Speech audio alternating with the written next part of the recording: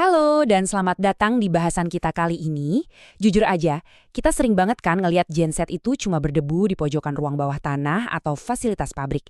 Sampai tiba-tiba mati lampu, dan detik itu juga dia jadi pahlawan kita. Nah, hari ini kita nggak akan ngebahas genset sebagai barang teknis yang ngebosenin, nggak sama sekali. Kita bakal ngelihat ini dari kacamata preventive healthcare atau perawatan kesehatan preventif. Iya, mesin juga butuh dirawat layaknya tubuh kita, apalagi untuk mesin sekritis ini. Coba deh kalian tanya ke diri sendiri detik ini juga. Kalau tiba-tiba listrik padam, apakah tenaga cadangan di fasilitas kalian itu benar-benar siap ambil alih? Seringnya sih kita mikir, gensetnya ada kok, pasti nyala lah. Tapi realitanya nggak seindah itu teman-teman. Taruhannya gede banget. Mengabaikan perawatan genset itu bukan cuma soal mesinnya yang ngambek dan mati. Kita ngomongin operasional pabrik yang lumpuh total, data-data krusial yang hilang, atau parahnya lagi, keselamatan yang terancam. Ngeri kan?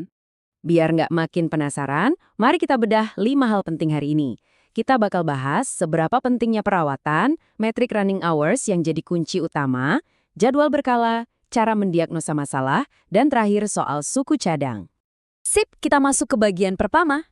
Kenapa sih perawatan itu penting banget, dan apa bahayanya kalau kita sampai abai? Sebelum kita ngomongin cara ngerawatnya, kita wajib tahu kenapanya dulu. Nah, lihat deh mesin raksasa ini. Ini tuh Caterpillar 352G yang dipakai di PT Titis Sempurna LPG Plant. Gila kan, gede dan kompleksnya. Ini tuh mesin pembakaran internal kelas berat yang tugasnya ngubah energi mekanik jadi listrik. Kalau kalian lihat ukuran yang segede gaban dan serumit ini, kebayang dong apa yang dipertaruhkan kalau kita sampai nelantarin dia. Ingat ya, ini bukan sekedar baterai raksasa. Ini tuh pembangkit listrik mandiri yang seolah-olah bernafas dan terus bergerak. Dan coba tebak apa yang terjadi kalau mesin sekompleks ini kita cuekin. Dia bakal nunjukin gejala sakit persis kayak manusia. Dari data teknis yang kita punya, gejalanya tuh lumayan bikin merinding buat kelangsungan operasional. Genset bakal jadi susah banget dihidupkan, yang mana ini ironis banget ya, mesin darurat kok malah susah nyala pas darurat. Terus konsumsi bahan bakarnya bakal melonjak drastis, mesinnya gampang banget kepanasan atau overheating, dan yang paling horor, mesin bisa mati mendadak pas lagi nahan beban operasional. Bener-bener mimpi buruk. Nah, yang paling menarik ada di bagian kedua ini, pas kita ngomongin metrik utama kita, running hours, alias jarak tempuhnya si mesin. Lupakan sejenak kalender di dinding kalian. Ini dia nih jagoan kita, running hours, atau jam kerja mesin. Simpelnya, ini adalah total waktu kumulatif genset kalian beroperasi, yang dihitung dalam jam. Biar gampang ngebayanginnya, anggap aja ini kayak mileage atau kilometer di mobil kalian. Logikanya gini, kalian gak ganti oli mobil cuma gara-gara sekarang bulan Februari kan? Pasti kalian gantinya karena kilometernya udah nyentuh angka 10.000. Nah, genset juga persis kayak gitu. Running hours ini adalah indikator paling akurat buat tahu tingkat kausan. Jauh lebih mantap ketimbang cuma nungguin ada part yang rusak duluan. Coba kita bandingin dua cara pandang ini. Di satu sisi, kita punya pendekatan institusional, contohnya nih, kayak SOP dari Universitas Brawijaya. SOP mereka itu pakai patokan kalender. Ada cek rutin tiap 2 minggu buat air radiator, terus ada perawatan bulanan, 3 bulanan sampai tahunan. Bagus sih, bikin rutinitas jadi disiplin. Tapi kalau kita ngomongin standar industri yang sebenarnya, mereka itu benar-benar patokannya ke akumulasi pemakaian, ya si running hours tadi. Beban kerja dan durasi nyala mesin itu sangat ngaruh ke kondisi genset. Jadi mantau jam kerja adalah cara paling akurat buat nentuin kapan harus lakuin servis besar. Oke, lanjut ke bagian ketiga. Kita bakal ngebahas jadwal perawatan berkala, semacam lini masa kesehatan buat genset kalian. Kalau kita gabungin pemeriksaan rutin sama jam terbang tadi, kita dapat nih sebuah lini masa perawatan yang super ideal. Ini kayak peta perjalanan hidup si mesin.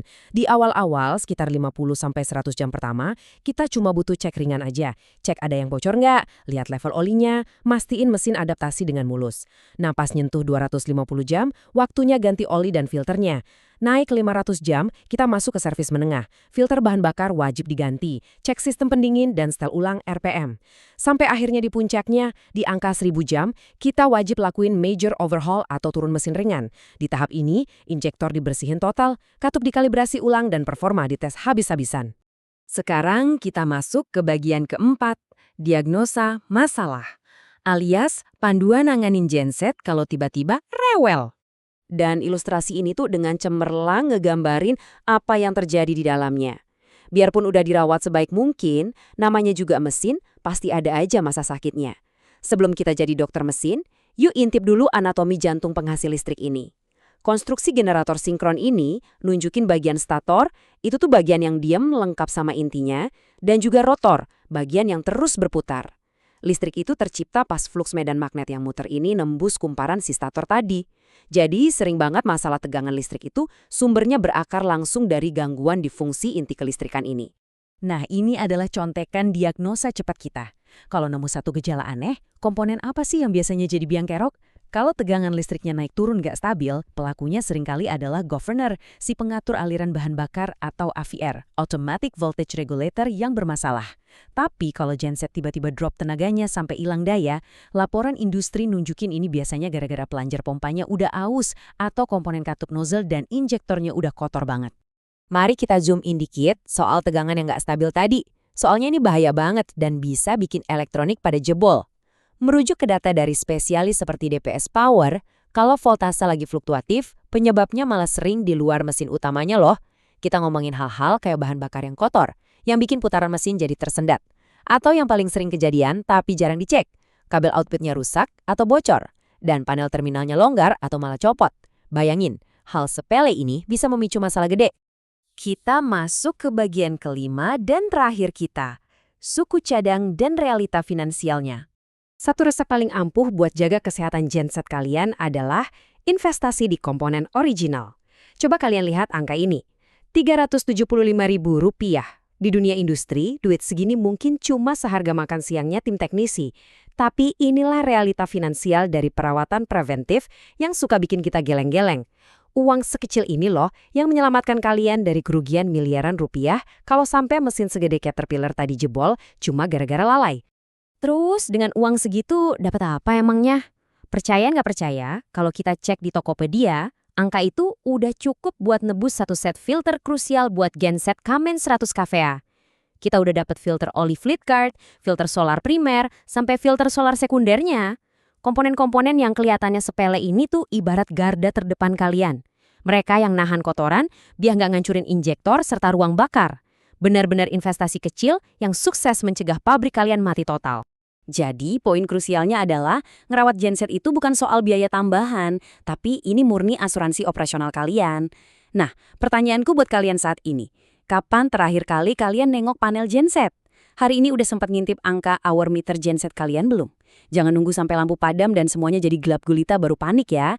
Jadilah proaktif, kasih mesin kalian perawatan kesehatan yang pantas mereka dapetin, dan pastiin tenaga cadangan kalian benar-benar siap kapanpun kalian butuh.